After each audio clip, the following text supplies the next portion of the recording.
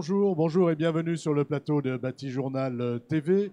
Nous sommes toujours à Lille, Forum Bois Construction 2023. Et avec mes deux invités, nous allons parler d'un sujet d'actualité, en tout cas qui fait souvent l'actualité dans nos magazines, c'est le réemploi. Et on va voir comment on peut massifier le réemploi dans la construction. Avec moi pour en parler, monsieur Tristan Leur, bonjour. Tristan, vous êtes le directeur général de OBM Construction. OBM Construction, qu'est-ce que c'est ? Oui, bonjour. Donc, OBM Construction, c'est une entreprise générale de construction bois spécialisée dans les équipements publics scolaires. Donc, on construit des collèges, des crèches, des lycées en structure bois qu'on étudie, qu'on fabrique et qu'on pose. Et vous avez une expérience réemploi que vous allez partager avec nous. À côté de vous, monsieur Rami Jabour, bonjour. Bonjour. Rami Jabour, vous êtes directeur marketing de Valobat. Qu'est-ce que Valobat ?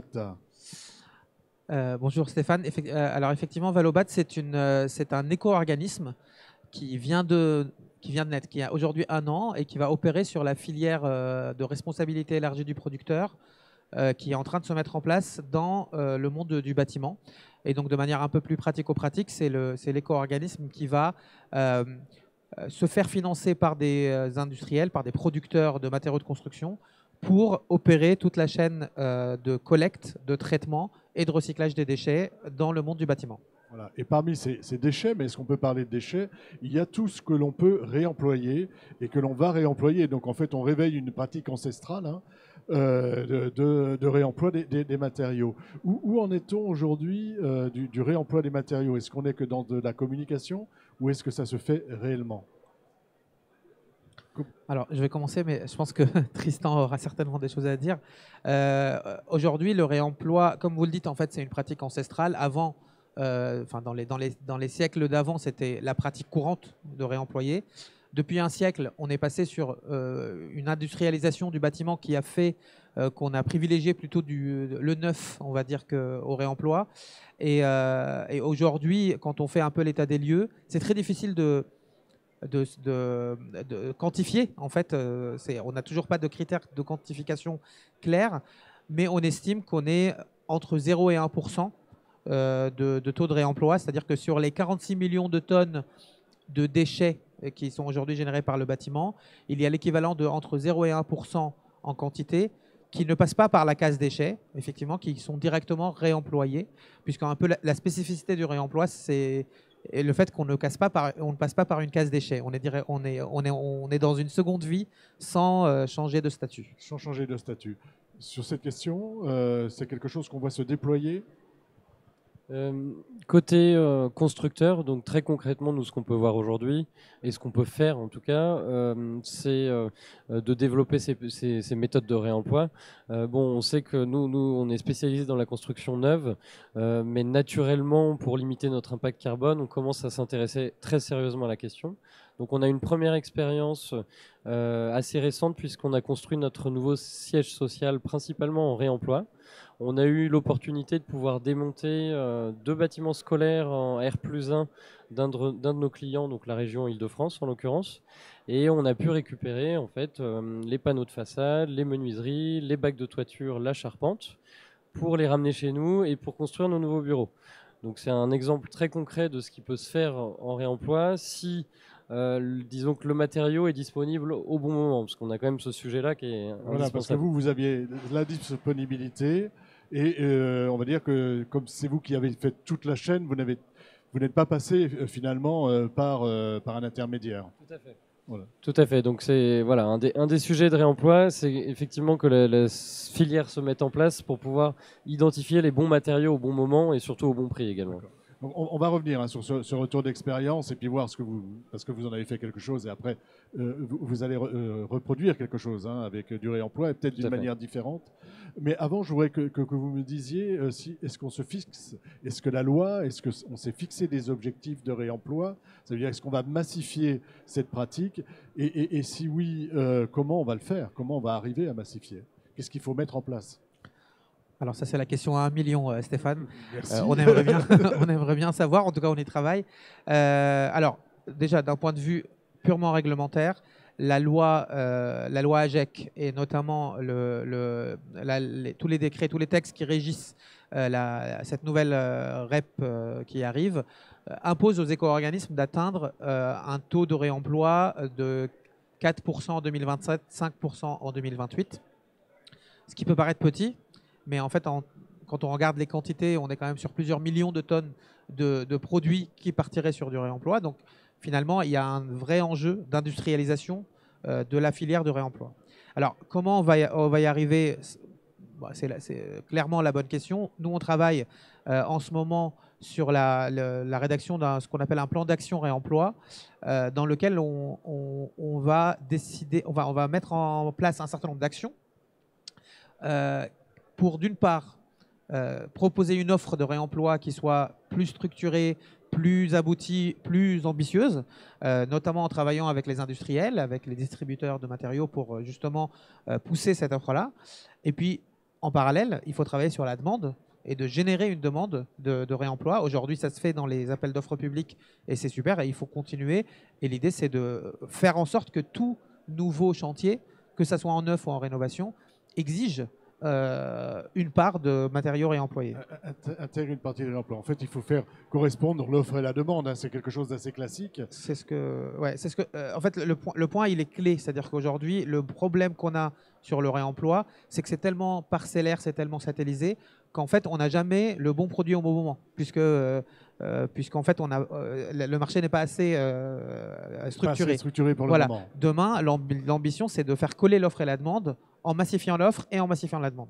Par exemple, comment ça se passe lorsque j'ai des déchets, dont certains qui sont réemployables, à qui je m'adresse, où je vais, est-ce que je les donne, est-ce que je les vends, C'est une bonne question. Alors justement, ce qui va se passer dès le démarrage de la REP PMCB, donc dès les prochaines semaines, voilà, mai, c'est ça, ça va être la mise en place de ce qu'on va appeler des zones de réemploi dans les déchetteries, dans certaines déchetteries et dans certains points de reprise. Donc chez des distributeurs qui vont accueillir des déchets, dans les déchetteries municipales, dans les déchetteries professionnelles, il y aura des zones, donc des espaces dédiés dans lesquels moi, apporteur de déchets, je peux venir me séparer des déchets et dont une partie pourrait être réemployée, donc mise dans cette zone de réemploi en vue d'être réemployée par une association avec laquelle le point de reprise aura conventionné. Et donc, ça va permettre en fait d'accélérer le réemploi. Et pour sécuriser en fait les acteurs du réemploi, ce qu'on va faire également, c'est que les associations qui vont récupérer ces déchets, ces produits, puisqu'ils ne sont pas encore passés par la case déchets, ces produits, si finalement ils n'ont pas la capacité de les réemployer parce que la demande n'est pas disponible en face, ils auront quand même la possibilité de s'en défaire sans frais auprès des éco-organismes. Voilà, ça c'est pour éviter des stockages de matériaux finalement inutiles qu'on ne pourrait pas réemployer. Exactement. On va voir avec votre retour d'expérience. Donc d'abord votre siège social. Vous avez l'opportunité donc de démonter un bâtiment et de récupérer des éléments. Quels sont les éléments que vous avez récupérés et comment vous les avez traités? Parce que est-ce que vous les avez pris à l'état brut et vous êtes allé les remettre, ou est-ce qu'il y a quand même un travail à faire de nettoyage, de tri? Expliquez-nous un peu ce que vous avez mis en place et comment vous avez procédé. Bien sûr, donc sur le mode opératoire, on a tout d'abord été obligé d'être très soigneux sur le démontage pour ne pas casser un certain nombre de ces matériaux, notamment sur tout ce qui était panneaux de façade et menuiserie. On a dû ensuite, on les a stockés le temps de démarrer le chantier, le gros œuvre, les réseaux, etc. Et pendant ce temps-là, on a effectivement retraité ces matériaux. Alors les panneaux de façade, on a installé de la toile de verre et on les a repeints. À l'intérieur et à l'extérieur, on a mis un bardage parce que naturellement, étant sur un bâtiment scolaire, ils avaient un petit peu vécu, ils ont pu être abîmés, un peu cabossés, etc. Donc on a été obligé de retraiter ces panneaux de façade. Pour tout ce qui est menuiserie extérieure, donc fenêtres, on a dû changer un certain nombre d'éléments du volet roulant qui avait une quinzaine d'années. Donc le câble était un peu abîmé, le moteur était un peu fébrile, etc. Donc ça, on l'a fait au fur et à mesure de notre utilisation dans le bâtiment. Bon, on en a certains qui ont lâché et puis on les a remplacés au fur et à mesure. Pour tout ce qui était éléments structurels, charpente, on a juste eu à repeindre. La charpente métallique. C'était de la charpente métallique, tout à fait. Pour la partie bac de toiture, on a changé quelques bacs de toiture. Bon, c'était percé à différents endroits, donc on a dû effectivement combler les différents percements. Mais voilà, on a eu toute cette phase de préparation qui nous a permis de réutiliser les matériaux de la bonne manière. Cette phase préparatoire, est-ce que c'est quelque chose qui va être fait par les organismes ? C'est-à-dire, vous avez parlé de personnes, enfin d'associations avec qui vous avez passé vous allez passer, il y aura des conventions. Est-ce que ils vont donner un matériau ou vendre un matériau à l'état brut, ou est-ce que eux vont faire ce travail qui a été fait par OBM ? Enfin, je pense que dans toute filière de réemploi, il y a souvent une étape de reconditionnement qui est nécessaire. Et évidemment que... Je cherchais le mot, je n'avais pas trouvé. Voilà. Qui fait ce reconditionnement en fait? En fait, alors, il y a aujourd'hui plein d'acteurs qui font du reconditionnement et ça se développe de plus en plus. Ça peut être les associations qui font, enfin les structures de réemploi qui ont une activité de reconditionnement, ou bien des acteurs du reconditionnement aussi qui peuvent se développer. Mais je pense que ça va être très rare de pouvoir utiliser un matériau tel quel. Sans passer par une phase au moins même de reconditionnement esthétique. Voilà, de nettoyage. Une question par rapport aux menuiseries. Vous avez construit un bâtiment neuf qui doit avoir des performances. J'imagine RT 2012 à l'époque. Les menuiseries que vous utilisez, quelles sont leurs performances? Est-ce qu'elles sont suffisamment performantes aujourd'hui par rapport à votre bâtiment? Comment on fait ce choix aussi? Parce que se dire, bon, finalement, je mets des menuiseries anciennes, vous disiez qui ont une quinzaine d'années, est-ce qu'elles sont suffisamment performantes pour mon bâtiment neuf aujourd'hui? Tout à fait. Bon, l'avantage qu'on avait, c'est qu'on connaissait le bâtiment puisqu'on l'avait construit nous-mêmes à la base, donc on connaissait la performance de chacun des matériaux. Pour tout ce qui est isolation des menuiseries, bon, on était sur du double vitrage classique, et après on a pu réisoler par l'extérieur en rajoutant en fait avant le bardage l'isolation suffisante pour atteindre les performances souhaitées. Donc en fait on va calibrer en fonction des performances attendues, on va réajuster selon ce qu'on a comme matériaux. Donc c'est pareil. Le même sujet pour les panneaux de façade. On a des panneaux qui ont été un peu anciens, plus forcément conformes aux différentes normes. Et donc, on les a réisolés, ce qui nous a permis de sortir un bâtiment RT 2012 très proche même de la RT 2020. Vous vouliez ajouter quelque chose? Non, mais oui, mais je trouve que la question est très intéressante parce que aujourd'hui, il y a le sujet du réemploi est un sujet qui est très attendu, etc. Et limite, le recyclage devient un peu une insulte. Mais je trouve que c'est intéressant la question parce qu'effectivement, pour certains produits, les choses ont changé d'une telle façon, les performances attendues ont changé d'une telle façon qu'il y a certains produits qui sont juste non réemployables. Et donc, il faut quand même qu'il y ait des filières de recyclage aussi qui se développent pour trouver une solution pour ces produits-là. Donc, je trouve que la complémentarité, elle est assez intéressante de ce point de vue-là. D'accord, allez chercher. On prend des produits de réemploi, mais il faut aussi que ça serve mon bâtiment, à la fois au plan esthétique, à la fois au plan thermique et autres. Vous aviez un architecte, j'imagine, pour votre nouveau projet? Sur ce sujet, on avait un architecte qui est notre architecte interne. D'accord. Donc, on a conçu nous-mêmes le bâtiment et aussi bien sur la partie architecturale que technique. On a pu en interne gérer toutes ces interfaces avec les matériaux anciens. Et pour lui, pour l'architecte, utiliser ces matériaux, est-ce que c'est une contrainte ou est-ce que c'est une opportunité? Alors, il n'est pas là, j'aurais aimé lui poser la question, mais j'imagine que vous en avez discuté. On en a discuté, on connaissait le stock des matériaux à utiliser. Bon, lui, techniquement, il a pu faire à peu près ce qu'il voulait puisque les matériaux, le bardage était un bardage neuf. Après, on est sur des trames de bureau assez standards. Donc finalement, ça ne l'a pas freiné dans son trait architectural. Il a quand même pu faire ce qu'il souhaitait réaliser. Faire ce qu'il souhaitait réaliser. Oui, tout à fait. Alors, avant de revenir au prochain bâtiment là, que vous allez bientôt réaliser du côté de Nantes, je voudrais qu'on parle d'un sujet important qui est l'assurabilité, puisque c'est aussi un des freins, ou en tout cas évoqué comme l'un des freins au réemploi. On en est où aujourd'hui avec ça, avec ce sujet? Alors, c'est un sujet qui est... comment dire? C'est un sujet qui est... Alors, sensible. Évidemment, il est sensible, certes, mais en fait, c'est un sujet qui existe, certes, mais qui est, à mon avis, un peu aussi utilisé comme pare-feu, j'ai envie de dire, ou enfin comme excuse. Parce qu'en fait, il y a beaucoup de produits sur lesquels il n'y a pas forcément un sujet d'assurabilité. Voilà, la problématique est plus sur la structure, sur des éléments de voilà, structure. Exactement. Donc, Alors, ça avance côté assurabilité. On avait le CSTB tout à l'heure qui est intervenu. Il y a des choses qui ont été faites au niveau du CSTB. Il y a des assurances et des assureurs qui étudient la question et qui sont aujourd'hui en capacité d'assurer. Il y a des avis techniques, des ATEX, etc., qui sont délivrés pour garantir l'assurabilité. On n'y est pas encore sur tout, c'est évident, mais les choses avancent. Et encore une fois, je pense qu'aujourd'hui, c'est pas un frein, c'est un ralentisseur. Mais ce n'est pas forcément un frein. C'est-à-dire qu'on peut trouver des solutions, on peut trouver des assureurs qui jouent le jeu, on peut se retourner vers des acteurs pour chercher les avis techniques qui vont bien, etc. Et ça va continuer à s'accélérer, mais voilà, pour moi, le sujet est quand même en mouvement de ce point de vue-là. Si je peux rajouter un petit point là-dessus, en tant que constructeur, on a quand même un gros sujet sur la partie structurelle, puisque nous, on apporte une garantie décennale. Donc c'est indispensable sur les matériaux qu'on récupère qu'on puisse avoir cette garantie par notre assureur. Ouais. Tout à fait. Que ce soit sur si on a de la charpente, des panneaux extérieurs, etc. ou du bardage. Et donc c'est quand même indispensable d'intégrer l'assureur dans la démarche pour qu'il soit sensibilisé et gardez votre micro près du menton. Oui, tout à fait, excusez-moi. On vous entend pas.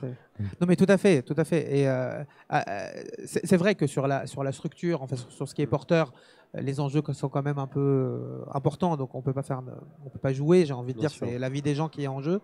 En revanche, ce n'est pas parce qu'on peut pas le faire sur la structure qu'on peut pas le faire non plus sur d'autres produits. Et donc l'enjeu, c'est aussi de se dire, il faut démarrer par quelque chose. On peut démarrer par du sanitaire. Vous avez montré plein d'exemples qui étaient très intéressants. On peut démarrer par du chemin de câble. Voilà, il y a plein de choses qui existent. Et voilà, quand on regarde un peu le second œuvre globalement, on peut imaginer des choses. On peut imaginer des choses. Alors, imaginons des choses. Enfin, c'est un peu plus qu'imaginer, c'est du concret. Vous êtes sur un projet donc à Nantes. Expliquez-nous de quoi il s'agit et dites-nous. Ah, on a une photo qui est un peu à l'envers, mais elle va se mettre à l'endroit. Et donc, quel est ce projet et comment vous le traitez du point de vue du réemploi? Alors, on a gagné une opération, un appel d'offres public pour la métropole de Nantes, qui est un marché global de performance, dans lequel on a la conception, la construction et la maintenance. L'objectif... On va y arriver. On va y arriver, oui. L'objectif de cette opération, c'est de construire une école avec du réemploi, et une école qui soit également démontable, donc qui se veut provisoire pour 6 à 8 ans, et qu'on puisse démonter, récupérer les matériaux en fin de vie et les réutiliser. Et les réemployer encore une fois. Exactement. Est-ce qu'il y a un pourcentage de réemploi qui est imposé, ou est-ce que c'est quelque chose que vous allez proposer au fur et à mesure et dire voilà, on est... Alors, dans le cahier des charges du projet, on n'a pas de pourcentage imposé, on a un principe de proposer du réemploi. L'objectif de départ, nous, on va élargir au maximum le champ des possibles. Donc, on va regarder sur tous les sujets façade, donc bardage, bois, pierre agrafée, polycarbonate pour les locaux techniques. On va regarder également pour tous les aménagements extérieurs, donc utiliser des dalles de sol réemployées, des jeux pour enfants réemployés, voilà, tous les aménagements. Et ensuite, on va regarder également pour le second œuvre. Donc, on parlait des sanitaires, ça peut être les chemins de câbles, ça peut être des portes, des cloisons. Voilà. Au départ, on élargit le champ des possibles. Et puis, au fur et à mesure de la vie du projet, on regarde ce qui est disponible, à quel moment. Et on étudie le volet technique pour voir très concrètement ce qu'on peut choisir. Est-ce que vous avez déjà fait un recensement? Est-ce que vous savez déjà où vous allez trouver la ressource? Alors pas encore, on a notre mode opératoire qui est écrit, on a un bureau d'études réemploi qui nous accompagne sur le sujet. Et la première étape, c'est effectivement d'identifier les acteurs, d'identifier les projets et d'identifier les gisements potentiels au régional et au national. Voilà. Ça, c'est ce qui est en train de se mettre en place et c'est ce qui manque un petit peu encore aujourd'hui pour aller plus loin, c'est ça, hein? C'est ce que vous mettez en place, vous? Oui, c'est effectivement ce qu'on doit mettre en place. Alors, tout en sachant qu'il y a des choses qui existent, hein, c'est-à-dire que nous, on ne va pas inventer, on veut pas tout inventer. Il y a beaucoup d'acteurs aujourd'hui qui font du recensement, qui font de la mise en relation. Il y a des choses qui existent. Nous, on va essayer d'accélérer tout ça. Mais je tiens peut-être à dire un mot sur le projet que j'ai vu tout à l'heure. Enfin, je trouve ça extraordinaire, ce que j'ai vu, parce que Certes, c'est un projet où en fait il y a quand même une ambition de réemploi qui est quand même très forte. Enfin, vous êtes un peu humble en parlant, mais moi je peux le dire. C'est quand même une ambition vraiment d'atteindre des pourcentages de réemploi très important, jamais plus vus. important que les 5%. Ah oui, tout à largement. l'heure. Et ce qui est génial, c'est qu'en même temps, en regardant les photos, on a une seule envie, c'est d'être étudiant dans cette école. Donc je trouve que allier la capacité en fait d'allier ce sujet de réemploi et donc toutes les contraintes qui vont avec finalement une architecture qui n'a rien à envier à n'importe quel autre projet, bah, je trouve que c'est un très bon exemple de réalisation. En tout cas, c'est un très beau chantier de référence pour donner envie de faire du réemploi. C'est effectivement une application très concrète sur un projet où l'architecte a souhaité faire une architecture simple, biosourcée, efficace et qui permette aux enfants de s'épanouir vraiment de la meilleure manière possible. Voilà, donc là, on a un peu tout ce qui est possible de réemployer. Hein. Tout à fait. C'est ce que vous cherchez aujourd'hui, en fait. C'est ce qu'on commence à chercher. Donc, on va émettre des fiches matériaux, en fait, pour prévenir un peu le marché de nos recherches. Et puis, voilà, c'est le mode opératoire. Et l'étape d'après, ça va être de faire une fiche technique par matériau, de la faire valider. On a parlé d'assurance, mais on n'a pas parlé de bureau de contrôle. Donc, on est aussi obligé d'intégrer cet acteur indispensable dans le projet pour qu'il nous valide les différents matériaux et qu'on ne se retrouve pas bloqué en arrivant avec nos chemins de câble qui nous disent non, c'est pas conforme à la norme NF 1500. Vous aurez votre fiche matériaux en disant bah si, c'est conforme. Et surtout, voilà le mode opératoire, voilà la vie du matériau et voilà ce qu'on souhaite réutiliser aujourd'hui. D'accord. Voilà, et les principaux enjeux du réemploi, parce que ce que je vois aujourd'hui, c'est comment est-ce qu'on trouve les matériaux? Bon, on en a parlé, l'organisation de la filière. 2, à quel moment on les trouve? Dans le cycle de vie du projet, on a une période pendant laquelle on peut prospecter, mais à un moment, il faut que ça s'arrête, il faut qu'on avance, qu'on commande, qu'on passe les commandes à nos sous-traitants et qu'on construise. Donc on a une phase assez courte pour le choix. Et après, l'objectif aussi, c'est que ça ne coûte pas plus cher de construire avec du réemploi que de construire avec du neuf. On a GSB, d'accord. Tout à fait.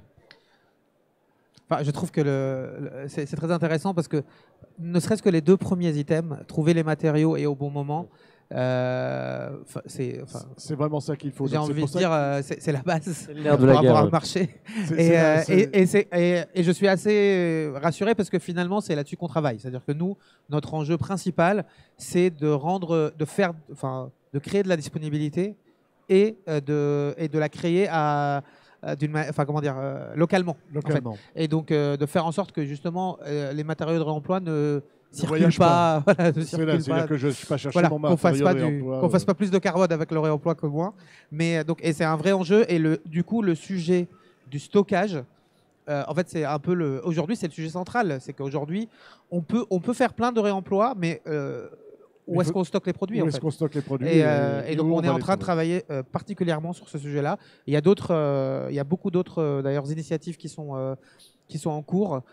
Justement, il y a Cineo qui était là tout à l'heure qui a présenté. Il y a beaucoup de choses qui se font. Beaucoup de choses qui sont en train de se mettre en place. Dans cette perspective du foncier. Dans cet esprit-là. Ouais, exactement. C'est très bien. Le mot de la fin. Oui, donc c'est très bien que la filière soit en train de se structurer parce que pour un cas d'usage très concret, on voit aujourd'hui qu'on est quand même obligé d'aller nous-mêmes chercher à la recherche des infos, des acteurs, etc. Donc on sent qu'on est au démarrage d'une filière, les gens ont envie d'avancer.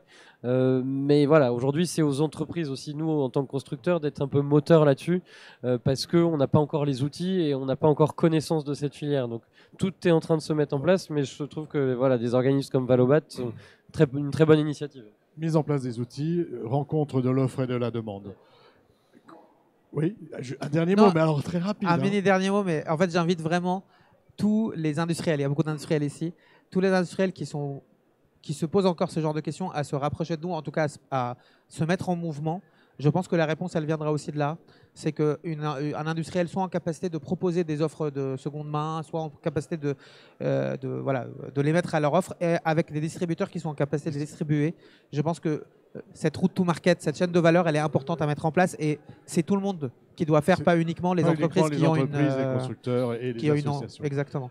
Dernière question, ce bâtiment, on va le suivre évidemment. Il sortira de terre quand ? On démarre le chantier fin d'année et l'objectif c'est qu'il soit livré pour la rentrée 2024. D'accord, donc on y sera pour le Forum Bois l'année Bientôt. prochaine. Tout à fait. Merci messieurs donc d'être venus nous parler sur le plateau de Bâti Journal de réemploi. On voit que c'est vraiment un sujet très intéressant et une filière qui est en train de se mettre en place. Donc un petit temps d'échange, comme tous ceux que nous enregistrons ici sur le salon, à retrouver sur notre site internet Bâti Journal TV et sur les sites de nos partenaires que sont le magazine Wood Surfer, le Forum international Bois Construction et France Bois Forêt. Merci à vous. Merci. Merci beaucoup. Merci.